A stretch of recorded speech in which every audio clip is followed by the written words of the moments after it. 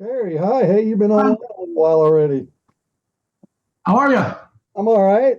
Yeah. Hey, boy, we scheduled this discussion on economic growth, and just a few days ago, candidate Trump put it front and center as the way out. Uh, and Fortunately and unfortunately, there are a lot of ways, despite the debt fatigue, to increase economic growth. Yeah, I think that the problem of the debt crisis is very closely linked to retardation in economic growth.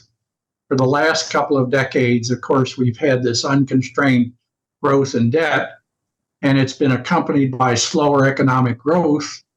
And I think that there is a fiscal fatigue, a debt drag that is having a negative impact on growth.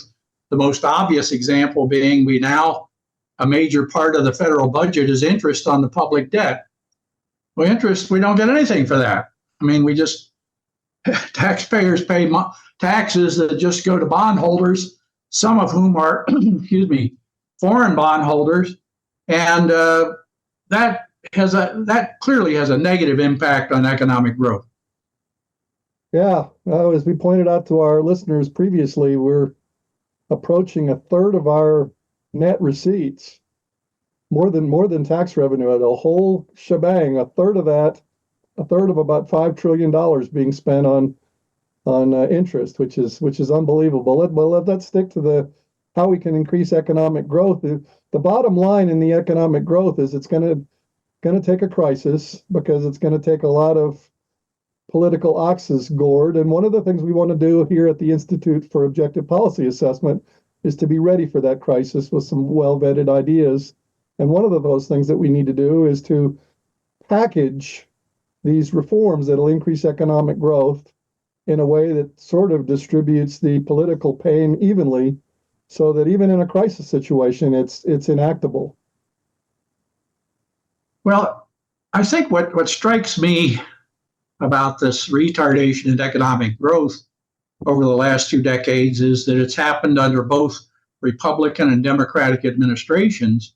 Yeah. And I think the problem is, first of all, as the medical profession says, do no harm. And I think both parties over the last 2 decades have pursued policies that have negatively impacted economic growth. And the worst one, in my view, is trade policy. Both political parties have now become protectionist. And this trade war that increased tariffs and restrictions on international investment is having an impact on economic growth, much like it did in the 1930s when we passed the Smoot-Hawley Tariff Act, raising tariffs. And of course, we know what the outcome of that was. If you want to have retardation in economic growth, you raise tariffs and you restrict international capital flows. Yeah, it's a terrible thing. Yeah, about the only thing that the two political parties agree on is something really stupid. And as you point out, it does reduce trade, which makes the economies less efficient. We need to make them more efficient. And that's just the direct effect. I would argue, and you probably agree, that the indirect effect of protectionism is even worse than the direct effect, namely it promotes corruption.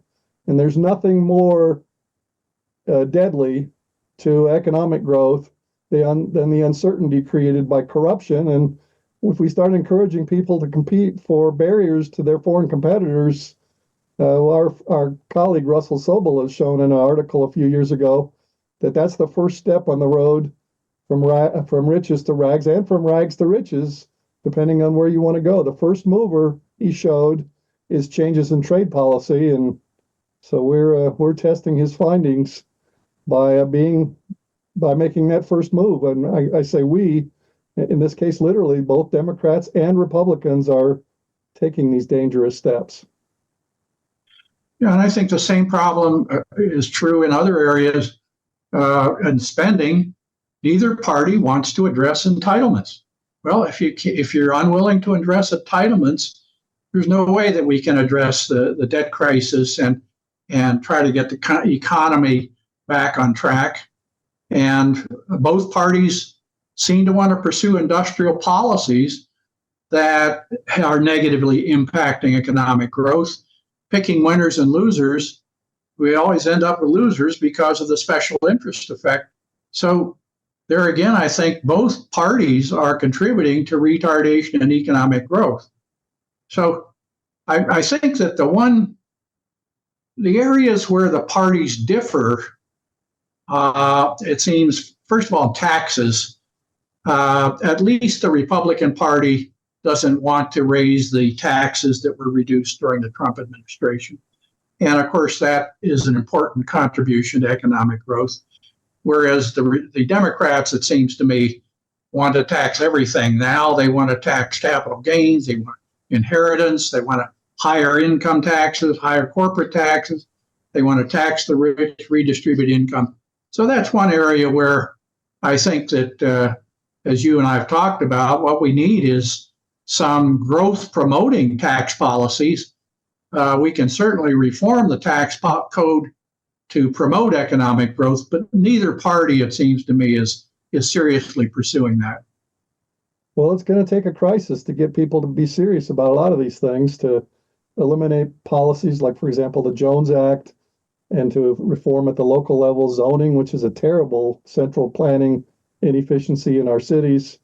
By the way, our listeners, they can go to our website, policytalk.org, and they can look at a document that's posted under sustainable fiscal practices that we're going to discuss, but it's about 3 pages, and it discusses the various restrictions on economic growth that we need to package in a way to make them enactable even during a crisis. It's going to take at least a crisis for all of these special interests to agree that their pet restriction on economic activity that benefits them but hurts the economy is something that needs to be sacrificed for the greater good. Yeah, it seems to me there's some obvious policy options that would promote economic growth, and here again, energy is a good example. And here I think the Republicans are probably on the side of growth. Trump, I think, has argued for developing our energy resources, and the Democrats, I think, have made it difficult for us and restricted our energy developments. And as you and I have talked about before, this is an area where we could make a significant dent in our debt, because the value of mineral resources on the public lands is about equal to the national debt. And this is an obvious area where if we were to pursue pro-growth energy policies and let the states have more say in how their energy resources are developed, I think we'd find states like Utah doing a much better job of resource utilization and developing this huge energy resources that are in the public lands. Yeah, that's right. It's amazing. Some things have been happening this last week. This is a late July 2024. For those of you viewing this later, there was a Wall Street Journal article talking about how both political parties were proposing anti-growth things, not because they're anti-growth, but because they're things that they typically propose that happen to be anti-growth. There's no mention of entitlement reform, as you point out. You need to do that. There's no mention of capping spending growth, which is a prerequisite to looking at our mineral assets. We can't afford to sell off those mineral assets until we cap spending growth, because we can only do that once. And then if we do that and all the proceeds of that are spent on new programs or existing programs that are expendable, then we lose that bullet in our gun towards economic growth. So there's a lot of things that can be done, and a lot of those we need done. Oh, one other thing that we need done, you're talking about tax policy. It's not altogether obvious, and there's quite a bit of controversy about which taxes will yield additional revenue when they're increased or decreased. Our models show that some taxes would yield additional revenue if they're decreased, and others, especially that are low or zero, like carbon tax, those are things that if we increase them, they would yield some additional revenue. And we're not, we're both pretty conservative, and we're not tax raisers in any knee-jerk fashion. But the fact is we had a spending blowout And additional revenue by some methods has got to be part of the equation in moving forward. And of course, if we do achieve higher economic growth, that would generate more revenues. So pro-growth policies, of course, would help us to move closer to a balanced budget and to eliminate these deficits. So I think that this is an area where we need to begin to think outside the box. I know you have some ideas for education reform that would promote higher economic growth. I have a project that I'm trying to sell, and that is a new Homestead Act that would basically transfer resources from the public sector to the private sector, much as we did in the 19th century, not just energy and mineral resources, but land resources.